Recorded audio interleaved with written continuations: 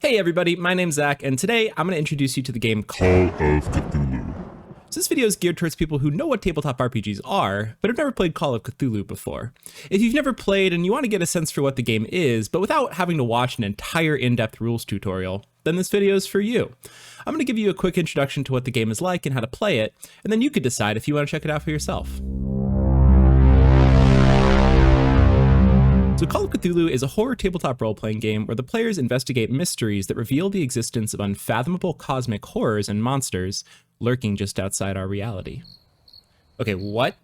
So if you're watching this video, you probably know what D&D is. And in D&D, what you do is you play a fantasy hero. The rules of D&D themselves are all designed around playing characters that can have these epic fantasy fights with swords and sorcery. So if D&D is designed to make you a fantasy hero, Call of Cthulhu is designed to make you a horror movie character. You're a normal person in Call of Cthulhu with pretty normal abilities. Just to give a couple examples, you have a credit rating score which can open doors and give you connections into rich people. You have a spot hidden skill so that you can see the lurking fear in the dark basement. You even have a library use skill so you can actually research some of the ancient cults and things that you run into throughout the game.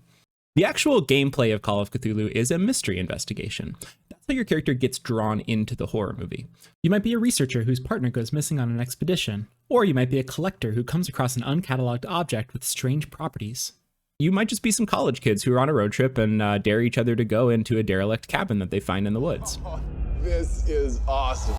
As you get deeper into the mystery, your character begins to encounter strange ancient symbols and sinister cults, until finally you're confronted with the Cthulhu mythos itself, which is a pantheon of basically tentacle monsters from beyond the stars, whose very existence corrupts reality and drives most people completely insane. Most Call of Cthulhu games are going to end with you and your friends' characters barely thwarting some world-ending event, often at great cost to your sanity and your personal health. And that's if you survive, which Call of Cthulhu is notoriously dangerous and deadly. I don't think it's as deadly as some people think it is, but anyway, that's a topic for a different video. So the horror genre that this game is trying to emulate is based on a series of short stories by a writer in the 1920s named HP Lovecraft.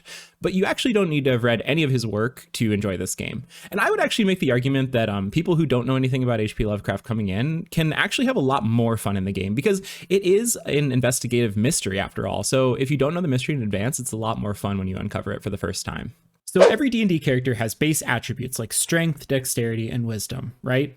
From these base attributes, you derive a whole bunch of modifiers, so +2 to pick up a heavy rock, +4 to disarm a trap. So when your D&D character wants to do something, what you do as the player is you roll a d20, you add a modifier, and if you roll above what your Dungeon Master decided is required, you succeed. This makes D&D a d20 system. Success and failure is based on a d20 roll, pretty much all the time. So in a similar vein, Call of Cthulhu is a d100 system. This means that you use percentile dice. Call of Cthulhu characters have the same base attributes as D&D characters like strength and dexterity, but they also have a few extras like willpower and appearance. So instead of rolling and adding a modifier and comparing that to a DC determined by the game master, in Call of Cthulhu, your success is actually baked into your character's skill. What that means is that if you roll under your skill, you succeed. Let me give you an example. Annie the librarian has a spot hidden skill of 60. She rolls a percentile dice and gets a 40 on the 10s die and a 2 on the 1s die. That means that she rolled a 42. And since a 42 is under 60, she succeeds. It sounds a little bit counterintuitive, but it makes sense. Rolling percentile dice against a skill of 60 means that she has a 60% chance to succeed. And as your skill goes up, that means that your chance of rolling under it gets higher, so you get better at the skill. It is worth noting that what I just described is actually about 80% of the actual gameplay. When you get into a situation, you do a lot of role-playing and investigating, and if the outcome of something is uncertain, your GM will ask you to roll against a skill. That's pretty much most of the game. Yes, there is combat in Call of Cthulhu, but it's basically just contested skill checks in dexterity order.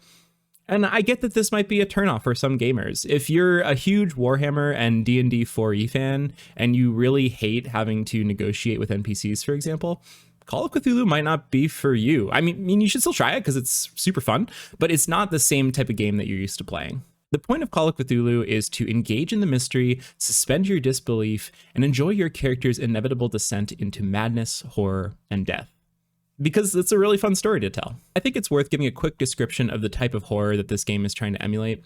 I thought about various ways to do this, but I think the best way to do so is just to read you a quote from the story Call of Cthulhu by H.P. Lovecraft. The most merciful thing in the world, I think, is the inability of the human mind to correlate all its contents. We live on a placid island of ignorance in the midst of black seas of infinity, and it was not meant that we should voyage far. The sciences, each straining in its own direction, have hitherto harmed us little.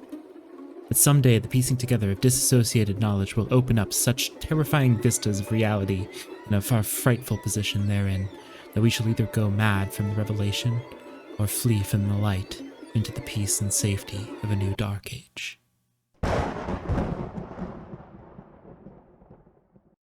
So this is what people mean when they talk about Lovecraftian horror. It's not based on jump scares or cheap gore like a lot of modern horror movies are. It's based in dread, the knowledge that something terrible and incomprehensible is lurking just behind the thin veil of our everyday realities, and one day we'll accidentally peel that curtain back and be destroyed in the realization. If that concept appeals to you, you're gonna love Call of Cthulhu. So I hope this video was helpful. I'm doing my best to put out regular RPG content on this channel, so be sure to subscribe so that you don't miss anything coming down the pipe. Next up, I'm gonna be talking about how to make your very first Call of Cthulhu character. Thanks for watching, and I'll see you in the next one.